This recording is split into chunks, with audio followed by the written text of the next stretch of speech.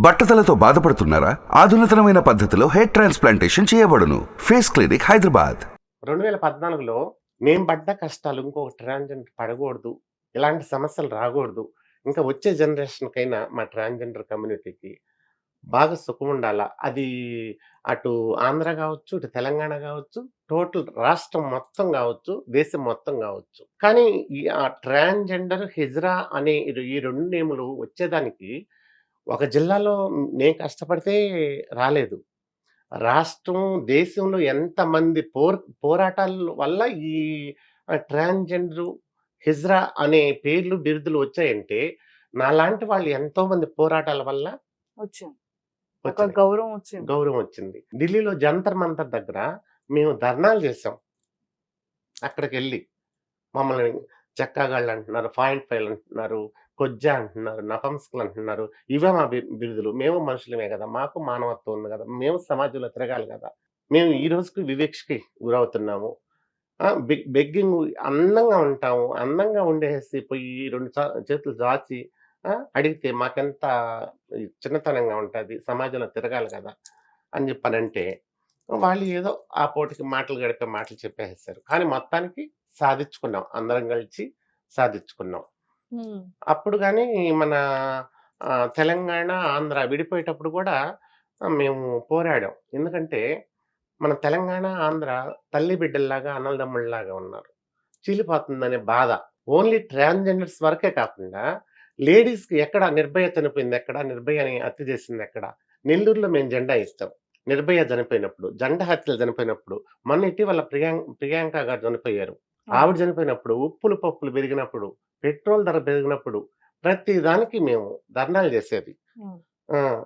ప్రతి విషయం కోసం మేము పోరుకాడేది. ఏది జరిగినా కూడా పోరుకాడేది. ఒక అమ్మాయికి ఏదన్నా అన్యాయం జరిగిందంటే అక్కడ అలేఖ్య ఉంటది. ఎక్కడ అన్యాయం జరిగితే అక్కడ అలేఖ్య ఉంటది కంపల్సరీగా. పోలీసులంటారు, ప్రెస్ మీడియా వాళ్ళంటారు. ప్రింట్ మీడియా వాళ్ళు గాని, ఎలక్ట్రానిక్ మీడియా వాళ్ళు గాని అందరూ అంటారు. అలేఖ్యం రాలేదా ఈరోజు అంటారు. ఎందుకంటే వాళ్ళకి నోటెడ్ అయిపోయింది. ప్రతి ధర్నాలో, ప్రతి ఉద్యమాల్లో పాల్గొంటది ఈవిడ. ఎవరికి అన్యాయం జరిగినా అక్కడ ఉంటదావిడ అని చెప్పానని. అలాగా ఎన్నో పోరాటాలు చేసి అలసిపోయాను. హ్మ్. ఇప్పుడు రిటైర్డ్ టైమ్ వచ్చేస్తుంది. ఇంక ఇప్పుడు మరేం చేస్తున్నారు? అంటే ఇప్పుడు యాక్టింగ్‌లో కూడా కనిపిస్తున్నారని తెలిసింది. ఆశ హ్మ్. ఇన్ని చేసాం గదా! ఉద్యమాలు చేసాము. అందరికి న్యాయం చేసాం. కమ్యూనిటీకి న్యాయం చేసాం. 2014లో సిటీకి ఎమ్మెల్యేగా పోటీ చేశాను. హ్మ్. గెలుస్తామా? గెలవలేదా? అన్నది పక్కన పెడితే డ్రాప్ అవ్వకుండా 40,00,000 ఇస్తాను. డ్రాప్ అయ్యి రేపు మార్నింగ్ నుంచి మా పార్టీలో క్యాన్వాస్ తిరగమని చెప్పని అన్నారు. అయినా వద్దన్నాను. హ్మ్. నాకు 40,00,000 కదా ముఖ్యం. ఒకవేళ ఫస్ట్ నుంచి నేను ఈ డబ్బు మీద ఆశపడుంటే నేనెప్పుడో సంపాదించేసుకుందును అవును. 40,00,000. నాకు ఆ ఆశ కాదొచ్చింది. అందరిని బాగు చేయాలి. సమాజంలో మేము మనుషులమేను. వివక్ష లేకుండా అందరితో గౌరవంగా కలిసి తిరగాలి అని చెప్పని మనస్తత్వం నాకు. 40,00,000 ముఖ్యం కాదని చెప్పని చెప్పాము. అయితే వాళ్ళు చాలా బ్రతిమలాడారు. నో, నో అని చెప్పని. ఆ నలుగురితో అక్కడ నిలబడ్డామా లేదా? సమానంగా. ఒక సూపర్. ట్రాన్స్‌జెండరు ఆ నలుగురితో జెంట్స్‌తో నిలబడ్డామా లేదా అనే ఇది ఆ గోల్ మనకు కావాలి అవును. అని ఆ నలుగురితో నిలబడ్డాము. మా వాళ్ళందరూ గూడా శభాష్ అన్నారు.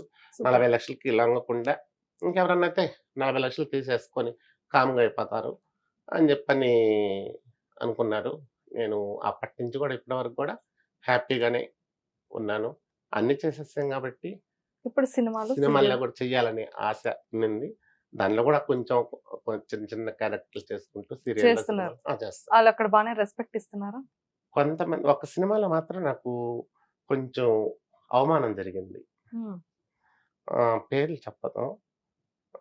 పెద్ద బ్యానరు, పెద్ద ఆర్టిస్టులు.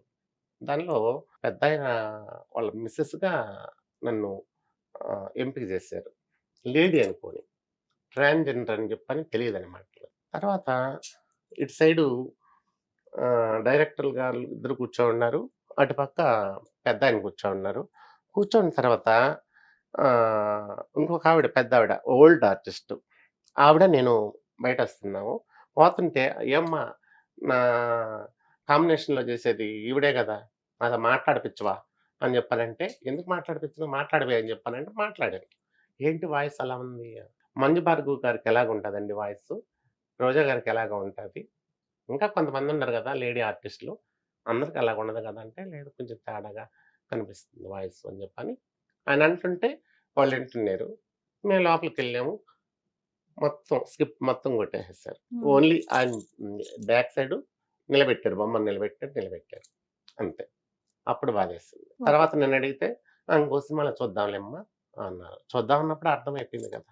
చేద్దాం అనే దానికి, చూద్దాం అనే దానికి తేడా ఉంటది కదా మేడం. కరెక్ట్. చేద్దాం అనే దానికి, చూద్దాం అనే దానికి చాలా తేడా. సీరియల్స్‌లో ఏమైనా చేశారా? ఆ! చేశాను. అది అక్కడ బానే ఉందా? హ్మ్. అక్కడంతా కూడా మంచిగా అనిపిస్తుంది. సూపర్. బా చూసుకుంటున్నారైతే. బాగా చూసుకుంటాం. మరి ఎవరో ఏ ఒకరు అందరూ ఉండరు కదా! అవును. అందరిలో కొందరు. హ్మ్. అందరూ అలాగుంటే సమాజం ముందుకు నడవదు కదా! అందరూ చెడ్డోళ్ళుండరు.